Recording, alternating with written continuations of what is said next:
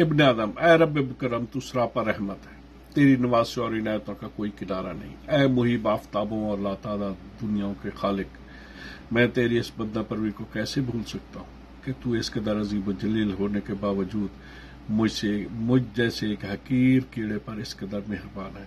میرا نظام حیات چلا رہا ہے, میری روحانی تربیت کا انتظام کر رہا ہے, مجھے خطروں سے بچا رہا ہے, میری مردہ زمین پر گھٹائیں برسا رہا ہے, میرے تاریک مسکن میں ماہونجم کی شمیں جلا رہا ہے, میرے برباد آنگن کو قافلہ ہائے بہار سے سجا رہا ہے, اور میری سونی فضاؤں کو مور و بلبل کی طرح سے سرشار کر رہا ہے. کون کہتا ہے کہ تو میرے اعمال اور میری ضروریات و خواہش سے بے نیاز ہے؟ ہرگز نہیں. تو اپنی رحمت کی طرح سدا مجھ پہ سایہ افغان ہے, اور میں جب چل رہا ہوتا ہوں تو تیرے قدموں کی چاپ بہت قریب سے سنائی دیتی ہے. میں نظر اٹھاتا ہوں تو تیری بجلیاں نیل گوں فضاؤں میں رواں تواں نظر آتی ہیں. میں کان لگاتا ہوں تو مغنیہ فطرت تیرے رسیلے گیت میری سماعت میں انڈیل دیتی ہے. اے میرے عظیم و جلیل رب, میری جبین عبودیت کیجئے چند بے تاب سجدے قبول فرما, اور مجھے سایہ عاطفت میں رکھ کہ تیرا قرب میری جنت ہے اور بہت جہنم. تفاصل سے یہ حقیقت سامنے آ گئی کہ اللہ کا علم تمام کائنات کو محیط ہے, اور یہ کہ مناسب ہمارے تمام اعمال کی نگرانی کر رہا ہے, بلکہ ہمارے بہت سے شخصی امور کو وہ خود سر انجام بھی دے رہا ہے. سوال یہ پیدا ہوتا ہے کہ جب وہ تمام اعمال کو دیکھ رہا ہے تو ہمارے ذاتی امور میں گہری دلچسپی لے رہا ہے, اور پھر وہ کار فرما روائے کائنات بھی ہے, تو کیا وہ ہمارے اچھے برے اعمال پر احکام جزا و سزا بھی نافذ کر رہا ہے یا نہیں؟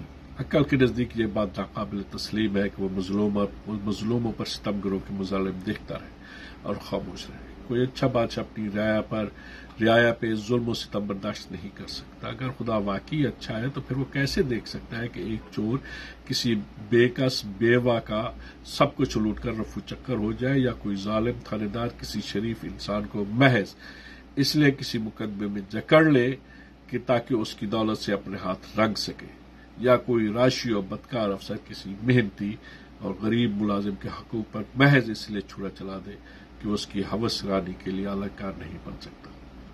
اگر واقعی مالک الملک ہے, اور اگر وہ واقعی عدل و انصاف کار ہے, تو اس کا یہ خدائی فرض ہے کہ وہ مظلوموں سے انصاف کرے, ظالموں کو سزا دے, اور بلند کاروں کو عنایت پیہم سے نوازے. سورۃ 3. فما یکذبک بعد بالدین الیس اللہ بأحکم الحاکمین. تم نظام جزا و سزا سے کیسے انکار سکتے ہو؟ کیا اللہ عادل ترین جج نہیں؟ سورہ انفال. وَإِلَى اللَّهِ تُرْجَعُ الْأُمُورُ.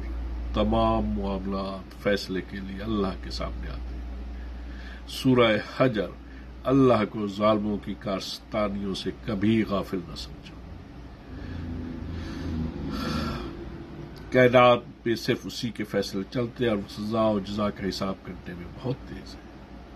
اللہ کے نیک بندے جب بھی مسائب میں محصور ہوئے اور ان پر مظالم کے پہاڑ ٹوٹے تو انہوں نے ہمیشہ عدل خداوندی کو آواز دی. سورہ اعراف. اے رب, تو میرے اور میری قوم کے جھگڑے کا فیصلہ فرما کہ تو بہترین جج ہے. چونکہ رات صرف نصف زمین پہ ہوتے ہیں اور